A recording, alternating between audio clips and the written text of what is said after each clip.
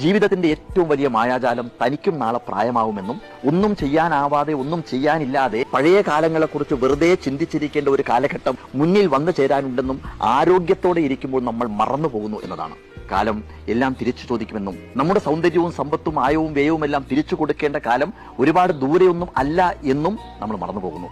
സാധാരണ ഈ motivation speakers പറയുന്ന ഒരു കാര്യമുണ്ട്. 80 വയസ്സ് വരെ ജീവിച്ചു തീർക്കുന്ന ഒരാൾ 26 വർഷത്തോളം ഉറങ്ങി തീർക്കുകയാണെന്നും 3.5 വർഷത്തോളം ഭക്ഷണം കഴിക്കാൻ വേണ്ടി ചെലവഴിക്കുകയാണെന്നും ഇന്റർനെറ്റും ടിവിയും ഒക്കെയായി 13 വർഷത്തോളം പാഴാക്കി കളയുകയാണെന്നും ജീവിതത്തിൽ ജോലി ചെയ്യുന്ന കാലം വെറും 10.5 വർഷക്കാലം മാത്രമേ ഉള്ളൂ എന്നൊക്കെ.